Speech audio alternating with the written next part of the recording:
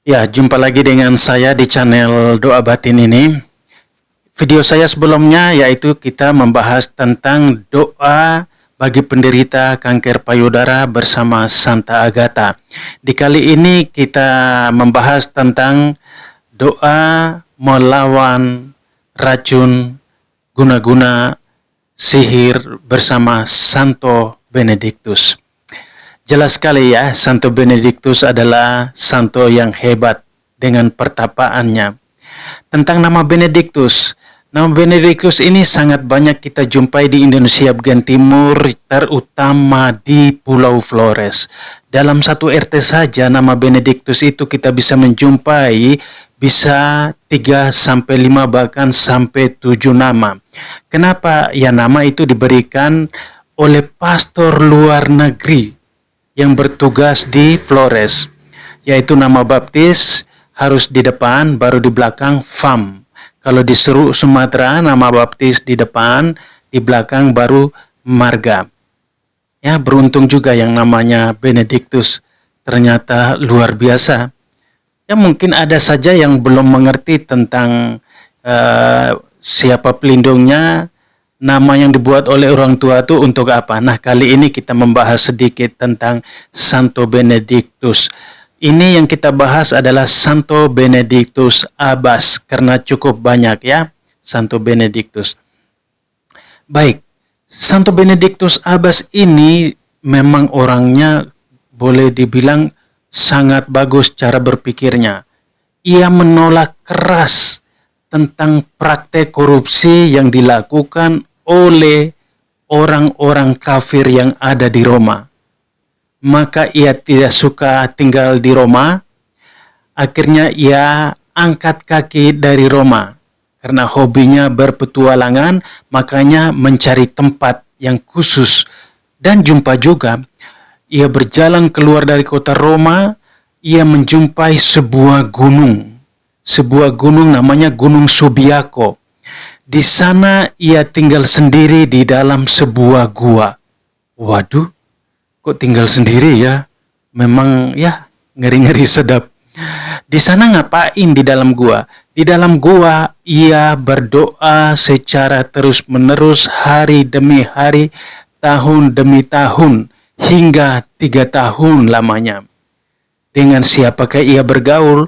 Ia bergaul dengan iblis, dengan setan, dengan binatang buas di sana. Dan ia tidak sendirian, ia pasti dengan Tuhan Yesus. Itulah kelebihannya, godaan datang dari setan berulang-ulang. Yaitu setan membisiknya, menyuruhnya, ayo Benedictus pulang, di sini nggak enak. Pulanglah, di sana lebih enak. Di tempatmu yang lama, makan enak, tidur enak, mandi enak, serba ada. Tetapi Santo Benedictus berhasil menolak semua tawaran iblis. Luar biasa, ia sangat berhasil. Jadi tidak ada iblis yang mengalahkannya di dalam gua Subiaco itu. Terus gimana? Ya datang lagi godaannya yang luar biasa. Ia terus berpuasa, terus mati raga, dan terus berdoa, tidak pernah putus. Akhirnya datanglah seorang wanita. Seorang wanita itu yang menyerupai orang yang ia kenal, mengajak Santo Benedictus, yuk pulang ke rumah yuk, katanya. Kita kan saling kenal.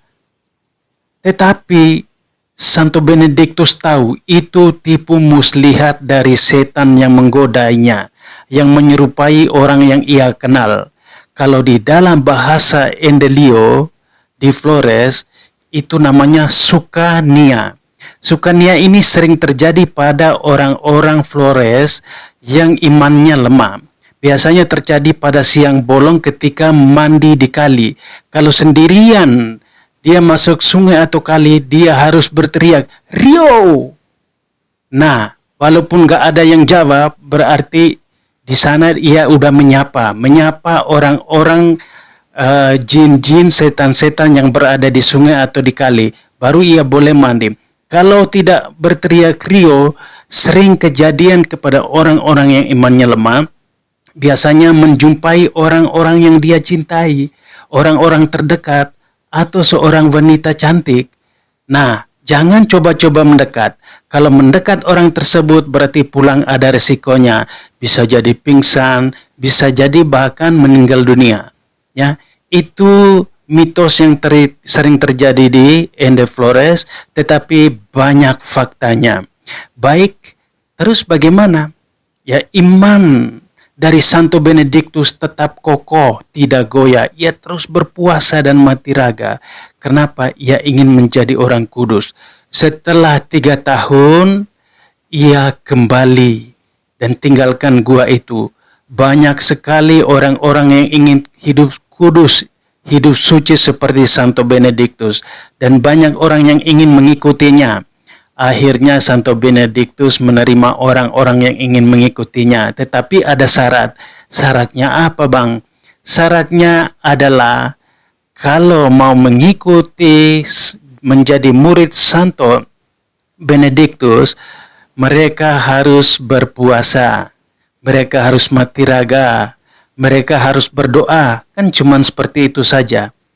Tetapi diam-diam mereka marah, mereka tidak jadi mengikuti Santo Benediktus. Karena mereka merasa, waduh, mau jadi orang suci kok disuruh nggak makan, nggak minum, terus berdoa. Apa untungnya? Mereka diam-diam mengisi racun di dalam gelas anggur. Dan menyuruh Santo Benediktus suruh minum. Nah, sebelum minum, Santo Benediktus membuat tanda salib kecil di dalam gelas. Apa yang terjadi? Gelas anggur tadi yang berisi racun hancur berkeping-keping, tidak tinggal sedikit pun. Berantakan.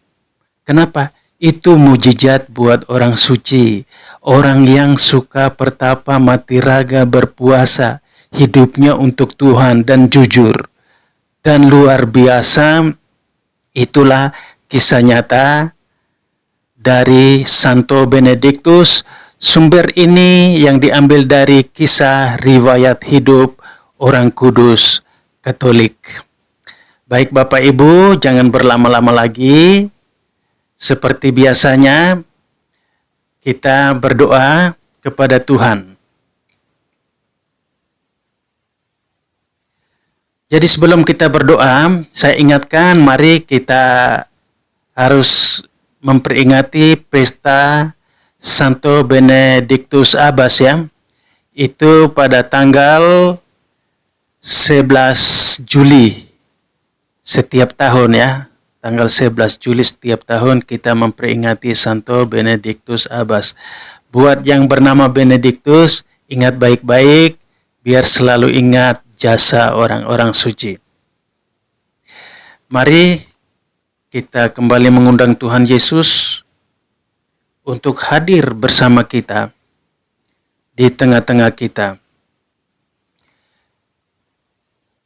Kita tenangkan pikiran kita agar Tuhan Yesus benar-benar hadir bersama kita.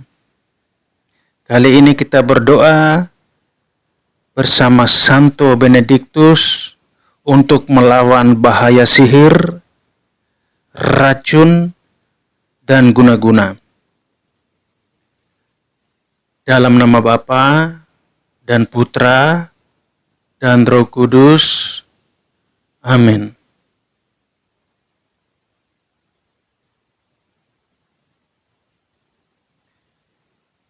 Ya Santo Benediktus, Sang Pertapa, dengan rendah hati kami datang padamu dalam keadaan mendesak ini.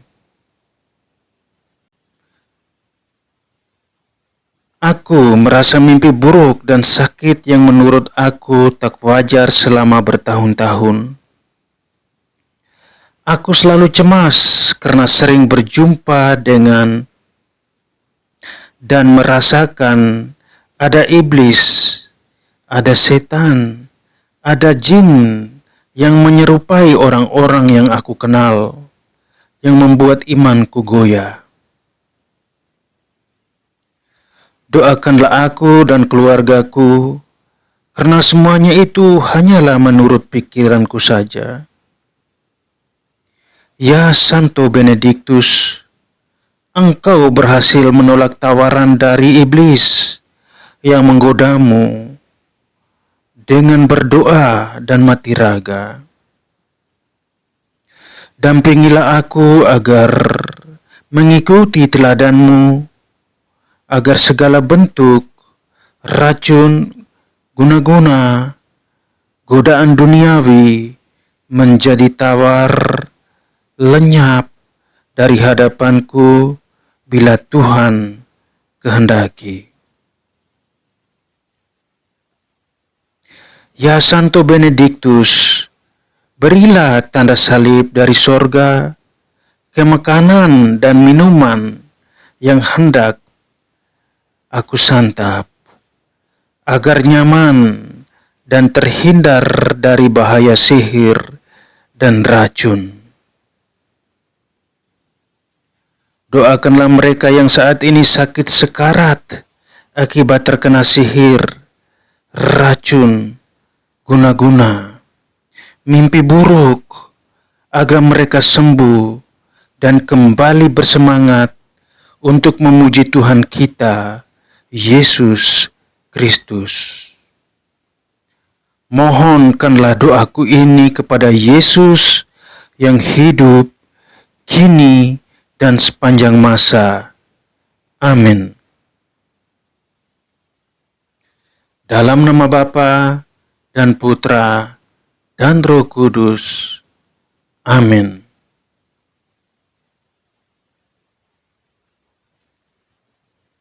Jadi semua doa-doa ini yang ada, ini adalah suatu contoh saja. Dan ini merupakan doa spontan ya. Ini merupakan doa spontan. Bapak Ibu apabila ingin doa yang lebih baik dari yang saya doakan tadi, silakan lakukan sendiri dengan tujuan yang Bapak Ibu butuhkan. Jadi doa spontan itu bebas kita mendoakan dari dalam diri kita. Jadi, terima kasih banyak. Mudah-mudahan video saya ini yang serba kekurangan, penjelasan saya yang serba kekurangan. Saya mohon maaf, masih sangat kurang ilmu saya, masih sangat terbatas. Langsung saja mungkin Bapak Ibu Tuan Saudara yang menonton channel saya ini, yang kurangnya tolong ditambahkan di dalam kolom komentar. Terus yang berlebihan juga tolong ditulis di dalam kolom komentar. Biar saya tahu bahwa oh itu kurang, oh itu salah kata-kata saya. Karena video saya ini dari awal saya rekam sampai akhir tidak pernah diedit. Apapun video saya, durasinya tidak pernah diedit. Saya bicara apa adanya dengan segala kekurangan saya, karena saya tidak keluar dari rumah. Selama corona ini saya di rumah saja, mendingan saya berbagi melalui YouTube buat kita semua. Terima kasih banyak, Tuhan memberkati kita semua. Amin. Salam, salam, salam.